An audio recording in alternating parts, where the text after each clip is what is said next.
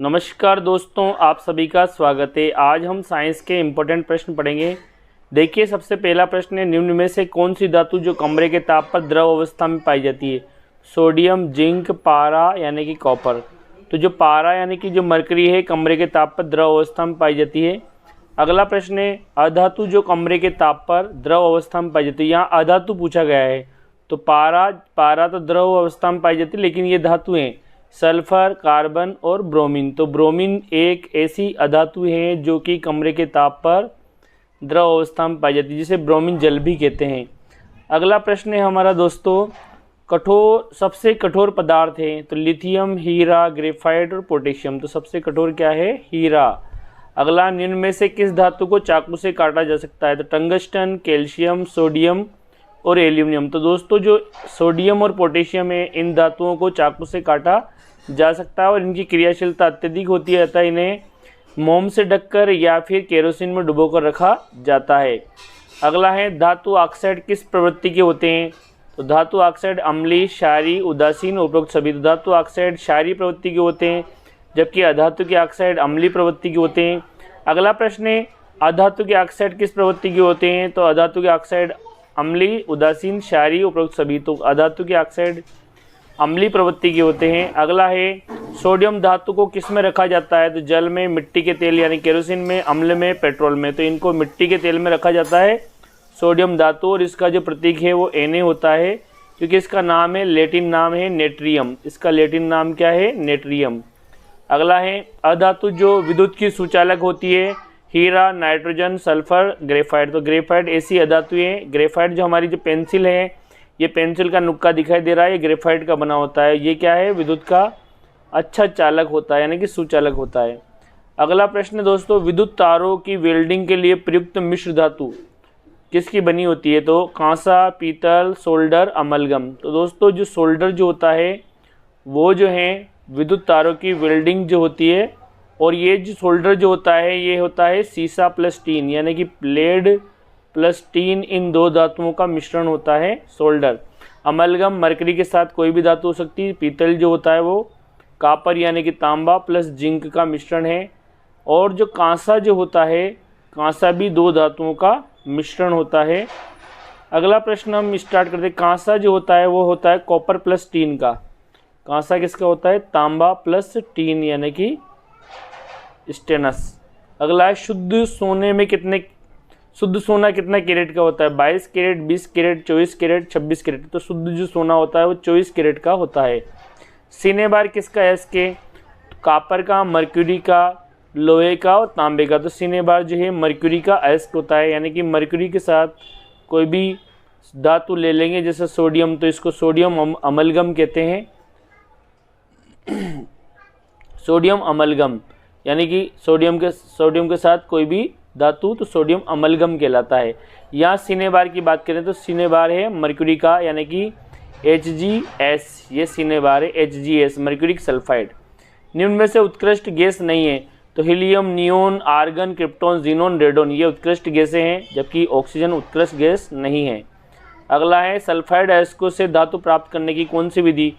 तो जो सल्फाइड अयस्क होते हैं इनमें ऑक्सीजन नहीं होता, तो इसके लिए हम करते हैं निस्तापन, भर्जन, उपरोक्त दोनों इनमें से कोई नहीं। तो भर्जन विधि की जाती है सल्फाइड अयस्कों के लिए, जबकि कार्बोनेट अयस्क के लिए निस्तापन विधि का उपयोग किया जाता है। पीतल एक मिश्र धातु है। तो पीतल क्या है? एक प्रकार की मिश्र धातु है। तो इसमें दोस्तों पीतल जो होता है कापर प्लस जिंक से बना होता है। इसमें कॉपर 70%, जबकि जिंक 30% होता है। तो कॉपर प्लस जिंक यानी कि पहला ही ऑप्शन हमारा करेक्ट आंसर हुआ इस प्रश्न का। अगला है, लोहे के फ्राइंग पैन की जंग से बचाने के लिए निम्न में से कौन सी विधि काम में ली जाती है? तो दोस्तों, इसके ग्रीस लगाकर, पेंट लगाकर, जिंक की परत चढ़ाकर सभी। तो जिंक की परत यानी कि एनोडीकरण करा जाता है। जिंक की परत, एनोडीकरण नहीं, जस्ते की परत, गैल्वेनाइजेशन भी कहते हैं इसको, गैल्वेनाइजेशन यानी कि जिंक की परत चढ़ा देते हैं अपन। दोस्तों, बायोगैस प्रमुख घटक है एथेन, मेथेन, एथीन, प्रोपेन। तो मेथेन जो है CH4 वो बायोगैस का प्रमुख घटक है। अगला कार्बन की संयोजकता होती है। तो कार्बन का जो परमाणु क्रमांक 6 है, पहले कोश में 2 इलेक्ट्रॉन, दूसरे में 4, तो इसकी संयोजकता 4 होती है। किस उत्प्रेरक का उपयोग वनस्पति तेलों के हाइड्रोजनीकरण में किया जाता है? तो इसके लिए निकल और पैलेडियम उत्प्रेरक का उपयोग किया जाता है। निकल और पैलेडियम का उपयोग किया जाता है हाइड्रोजनीकरण में। तो इसमें हमारा करेक्ट आंसर दूसरा हुआ। कठोर जल में क्या होते हैं? तो कठोर जल में पोटेशियम, सोडियम, मैग्नीशियम और क्लोराइड। तो इसमें दोस्तों मैग्नीशियम के आयन होते हैं। अगला, वे पदार्थ जो अभिक्रिया की दर में परिवर्तन कर देते हैं लेकिन स्वयं अपरिवर्तित रहते हैं, उन्हें क्या कहते हैं? तो उन्हें उत्प्रेरक कहते हैं।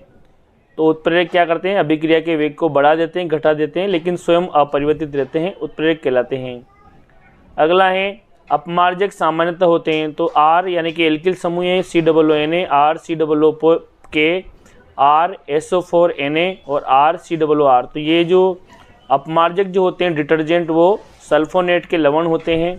साबुन बनाने की प्रक्रिया में सह उत्पाद होता है तो ग्लिसरॉल, सोडियम हाइड्रोक्साइड, वसी अम्ल और एल्कोहल। तो इसमें ग्लिसरॉल का उपयोग करते हैं साबुन बनाने की प्रक्रिया में। कार्बनिक यौगिक में त्रिबंधित उपस्थित होने के कारण इनका नामकरण होगा, यानी कार्बन कार्बन के मध्य का ट्रिपल बॉन्ड होगा तो इसमें आयन यूज करेंगे। तो एल्केन सिंगल बॉन्ड के लिए एल्केन, डबल बॉन्ड के लिए इन यानी कि एल्किन और ट्रिपल बॉन्ड यानी कि इसके लिए एल्काइन। और ऑल किसके लिए यूज किया जाता है? एल्कोहलिक समूह के लिए।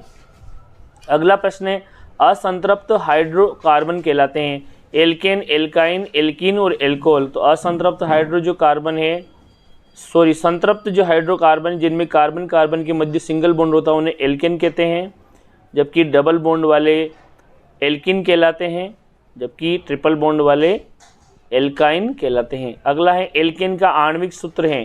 तो दोस्तों जो एल्केन का जो आणविक सूत्र है CnH2n+2 होता है।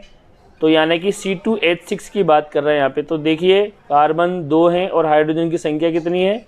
6 हैं। तो यहाँ कितने सहसंयोजक बंधे? तो 1 2 3 4 5 6 7। तो हमारा जो ऑप्शन 2 है करेक्ट आंसर हुआ। 7 सहसंयोजक बंधे, यानी कि 6 तो है कार्बन और हाइड्रोजन के साथ, 6 सहसंयोजक बंधे कार्बन हाइड्रोजन के साथ, जबकि एक जो है वो कार्बन कार्बन के मध्य है। तो टोटल हुए 7। ब्यूटेनॉन चतुर कार्बन यौगिक हैं, यानी कि इसमें कार्बन की संख्या कितनी है? 4 है। इसका क्रियात्मक समूह है तो इसमें नॉन लग रहा है। तो नॉन किसके लिए है? ये कीटोनिक समूह के लिए है दोस्तों। कीटोनिक समूह के लिए नॉन, और एल्डिहाइड समूह के लिए पीछे एल लगता है, इसके लिए ओन लगता है। एल्कोहलिक के लिए पीछे, एल्कोहलिक ग्रुप के लिए ओल लगता है। कार्बोक्सिलिक अम्ल के लिए पीछे ओइक अम्ल लगता है। क्या लगता है? ओइक अम्ल।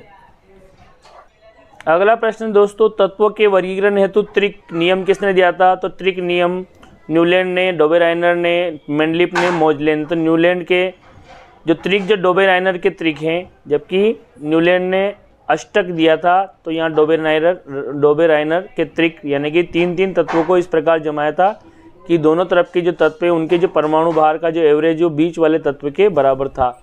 अगला है न्यूलैंड की जो कल्पना के अनुसार प्रकृति में कितने तत्व विद्यमान थे उस समय? तो उस समय 56 थे। अगला है आधुनिक आवर्त सारणी किसने प्रस्तुत की? तो डोबेराइनर ने, हेनरी मोजले ने, मेंडलिप ने, बोर ने। तो ये जो आधुनिक आवर्त सारणी हेनरी मोजले ने प्रस्तुत की थी, डोबेराइनर ने त्रिक दिए थे। अगला है आधुनिक आवर्त सारणी में समूह तथा आवर्त की संख्या। तो समूह जो होते हैं वो ऊपर से नीचे वाले समूह कहलाते हैं, जबकि बाएं से दाएं वाले आवर्त होते हैं। तो जो टोटल जो ग्रुप है वो 18 है, जबकि आवर्त जो है वो 7 है। तो यहाँ 7 और 18 आपको याद रखना है। तो यहाँ हमें पूछा गया है ग्रुप, तो पहले ग्रुप कितने? 18 और आवर्त कितने? 7। अगला है एल कोश में इलेक्ट्रॉन की संख्या होगी। तो दोस्तों के कोश में इलेक्ट्रॉन की संख्या 2 होती है, एल में 8 होती है, एम में 2n² फॉर्मूला आपको याद रखना है। यानी पहले कोश में 1 का स्क्वायर यानी कि 1 दूना 2, 2 का स्क्वायर 2 दूना 4, 2 का स्क्वायर यानी 4 और 4 2 8। इस तरह से 3 3 9, 9 दूना 18। एम कोश में 18 इलेक्ट्रॉन होंगे। तो यहाँ एल कोश की पूछा गया तो एल कोश में 8 इलेक्ट्रॉन होते हैं। तो ऑप्शन 3 हमारा करेक्ट आंसर। कितने इलेक्ट्रॉन? 8। अगला है डोबेराइनर का त्रिक वर्गीकरण किस पर आधारित है? डोबेराइनर का जो त्रिक है वो परमाणु द्रव्यमान पर आधारित है। जैसा कि मैंने आपको बताया 3 तत्व जो हैं इस प्रकार व्यवस्थित किया कि दोनों तत्व का जो दोस्तों डोबेराइनर का जो त्रिक है वो जो है परमाणु द्रव्यमान पर आधारित है। यानी कि जो 3 तत्वों को इस प्रकार जमाया जाए कि दोनों तत्व के जो परमाणु द्रव्यमान का जो एवरेज है बीच वाले तत्व के बराबर है। अगला है किसी तत्व की संयोजकता निर्धारित की जा सकती है। तो संयोजकता न्यूट्रॉन की संख्या द्वारा, प्रोटॉन की संख्या द्वारा, इलेक्ट्रॉन की संख्या द्वारा, परमाणु त्रिज्या द्वारा। तो संयोजकता इलेक्ट्रॉन की संख्या द्वारा निर्धारित की जा सकती है। अगला प्रश्न है डोबेराइनर का त्रिक का उदाहरण दे। तो लिथियम, सोडियम, पोटेशियम ये त्रिक हैं। कैल्शियम, स्ट्रांशियम, बेरियम ये भी त्रिक है। क्लोरीन, ब्रोमीन, आयोडीन ये भी त्रिक है। जबकि NPK ये त्रिक नहीं है, यानी कि इन दोनों का जो एवरेज है इसके परमाणु भार के बराबर नहीं है। एक परमाणु का इलेक्ट्रॉन विन्यास है 2, 8, 7, यानी 2 और 8 10 और 7 17, टोटल 17 इलेक्ट्रॉन। तो ये तत्व है। तो 17 पे फ्लोरीन, सल्फर, क्लोरीन और सिलिकॉन। तो 17 पे आता है दोस्तों क्लोरीन। अगला क्वेश्चन है निम्न में से उत्कृष्ट गैस नहीं है। तो हीलियम, नियोन, सोडियम और आर्गन। तो helium, neon, argon, krypton, xenon ये उत्कृष्ट गैस हैं, जबकि सोडियम उत्कृष्ट गैस नहीं है। तत्वों के गुणधर्म उनकी परमाणु संख्या के आवर्ती फलन होते हैं। तो यह नियम दिया था मोजले ने, हेनरी मोजले ने, यह याद रखना है आपको। अगला निम्न में से प्राकृतिक सूचक है। तो मेथिल ऑरेंज, फिनोप्थेलिन, लिटमस पेपर, उपरोक्त सभी। तो जो लिटमस पेपर होता है लाइकेन से प्राप्त होता है, जो कि प्राकृतिक सूचक का उदाहरण है। कोई विलयन लाल लिटमस को नीला कर देता है। तो लाल को नीला कौन करता है दोस्तों? इसको करता है क्षार। तो क्षार का pH 7 से अधिक होगा। तो इसका pH संभवतः होगा तो 7 से अधिक, यानी कि 1, 4, 5 नहीं होगा, यानी कि 10 होगा। तो यानी कि चौथा आंसर हमारा। अगला प्रश्न है कोई विलयन अंडे के पिसे हुए कवच से अभिक्रिया करके एक गैस उत्पन्न करता है जो चूने के पानी को दूधिया कर देती है। इस विलयन में क्या होगा? तो सोडियम क्लोराइड, हाइड्रोक्लोरिक अम्ल, लिथियम क्लोराइड और पोटेशियम क्लोराइड। तो इसमें हाइड्रोक्लोरिक अम्ल होगा, क्योंकि अंडे के जो कवच के अंदर कैल्शियम कार्बोनेट होता है और ये चूने के पानी को दूधिया। तो कौन सी गैस है? Carbon dioxide. अगला है चूने के पानी को दूधिया कौन करती है? कार्बन डाइऑक्साइड, क्योंकि उसमें कैल्शियम कार्बोनेट है। तो हाइड्रोक्लोरिक इस विलयन में क्या होगा? तो हाइड्रोक्लोरिक HCl गैस होगी इसमें। रक्त का pH मान होता है 0, 2, 7.4 और 9। तो रक्त का pH मान 7.4 होता है। बहुत ही महत्वपूर्ण क्वेश्चन है। अपच यानी कि एसिडिटी के समय अपच का उपचार करने के लिए किस औषधि का उपयोग करते हैं? तो एंटीबायोटिक, एनाल्जेसिक, एंटी एसिड और एंटीसेप्टिक। तो इसके लिए एंटा एसिड का यूज किया जाता है। और मिल्क ऑफ मैग्नीशिया यानी कि मैग्नीशियम हाइड्रोक्साइड का यूज किया जाता है, जो कि एक प्रकार का क्या है? क्षार है, यानी कि क्षारी होता है। अगला है बहुत ही इंपॉर्टेंट प्रश्न है दोस्तों, इसको ध्यान से देखिए। NaOH का 10 ml विलयन हाइड्रोक्लोरिक के एसिड के 8 ml विलयन से पूर्णतः उदासीन होता है, यानी कि अम्ल 8 ml है और क्षार हैं 10 ml। यदि NaOH 20 यानी कि इसको डबल कर दिया जाए तो इसको उदासीन करने के लिए हाइड्रोक्लोरिक भी इसकी मात्रा भी हमें भी डबल लेनी पड़ेगी, यानी कि 8 का कितना लेना पड़ेगा? 16। तो 4 ml, 8 ml, 12 ml, तो 16 ml। तो 16 हमारा करेक्ट आंसर। यानी कि क्षार की मात्रा बढ़ाएंगे तो अम्ल की मात्रा भी बढ़ानी पड़ेगी। लिटमस किस पौधे से प्राप्त होते हैं? तो ये लाइकेन से प्राप्त होते हैं, यानी कि ये प्राकृतिक हैं। गंधी सूचक के वनीला, प्याज और लौंग ये गंधी सूचक है। धातु ऑक्साइड क्षारीय प्रवृत्ति के होते हैं, अधातु के ऑक्साइड अम्लीय प्रवृत्ति के होते हैं। और जठर रस का pH मान 1.2 होता है। और किस ग्रह में सल्फ्यूरिक अम्ल के पीले श्वेत बादलों से बना होता है? तो ये शुक्र है। अगला प्रश्न दोस्तों, रासायनिक समीकरण को संतुलित करने की सामान्य विधि को कहते हैं? हीट और ट्रायल विधि, विस्थापन, संयोजन, कोई नहीं। तो हीट एंड ट्रायल विधि कहते हैं इसको। अगला है 2Mg यानी कि मैग्नीशियम ऑक्सीजन के साथ क्रिया करके मैग्नीशियम ऑक्साइड बना रही है। तो इसमें दहन की प्रक्रिया यानी कि ऑक्सीजन का जुड़ना दहन ही है। तो दहन की अभिक्रिया किस प्रकार की अभिक्रिया को उदाहरण है? तो यहाँ देखिए दोस्तों, यहाँ संयोजन हो रहा है, यानी कि दो क्रियाकारक जुड़ के एक उत्पाद बना रहे, तो संयोजन अभिक्रिया है। ये बहुत ही महत्वपूर्ण अभिक्रिया है दोस्तों। मैग्नीशियम ऑक्सीजन के साथ मैग्नीशियम ऑक्साइड बनाता है। ये 2017 में भी क्वेश्चन आ चुका है, 22 में भी आ चुका है, यानी कि प्रोडक्ट इसमें मैग्नीशियम ऑक्साइड है। अगला प्रश्न है, किसी रासायनिक अभिक्रिया में पदार्थ जिसमें रासायनिक परिवर्तन होता है उन्हें कहते हैं? तो अभिकारक यानी क्रियाकारक जो होते हैं वो उत्पाद में बदलते हैं, यानी कि रिएक्टेंट किस में बदलते हैं? प्रोडक्ट में। प्रकाश संश्लेषण की अभिक्रिया के लिए कौन सी गैस उपयुक्त होती है? तो nitrogen dioxide, carbon dioxide, methane और यह है एथेन। तो कार्बन डाइऑक्साइड की जरूरत होती है, जल की जरूरत होती है इसके साथ, प्लस क्लोरोफिल की जरूरत होती है, प्लस सनलाइट की जरूरत होती है। लोह चूर्ण पर तनु हाइड्रोक्लोरिक अम्ल डालने से क्या होगा? तो दोस्तों ये जो जिंक है, यहाँ पे लोह चूर्ण आयरन के साथ हाइड्रोक्लोरिक गैस की क्रिया होगी तो क्या बनेगा यहाँ पे? तो यहाँ आयरन क्लोराइड बनेगा, FeCl3 बनेगा और साथ ही साथ 3H2 यानी कि यहाँ FeCl3 बन जाएगा। तो यहाँ पे हमें क्या करना पड़ेगा? 3 HCl के लेने पड़ेंगे। तो FeCl3 यहाँ अगर हम डबल कर देंगे तो यहाँ इसको 6 लेना पड़ेगा, तो 2FeCl3 बन जाएगा यहाँ पे। और यहाँ पे 3HCl लिया ना अपने, तो 6 HCl लिया, तो यहाँ पे 3H2 अलग हो जाएगी। तो यहाँ पे हमारा correct answer FeCl3 plus hydrogen gas, यानी कि पहला ही आंसर हमारा करेक्ट आ गया। अगला है आयरन ऑक्साइड प्लस एल्यूमिनियम बराबर एल्यूमिनियम ऑक्साइड प्लस आयरन। ऊपर दी गई अभिक्रिया में किस प्रकार की, तो यहाँ एल्यूमिनियम क्या कर रहा है, अधिक क्रियाशील है, तो आयरन को अपने स्थान से विस्थापित कर रहा है। तो ये कौन सी अभिक्रिया होगी, ये होगी दोस्तों विस्थापन अभिक्रिया, क्योंकि यहाँ एल्यूमिनियम जो है वो अधिक क्रियाशील है किससे, आयरन से। तो इसलिए जो अधिक क्रियाशील है वो क्या करेगी,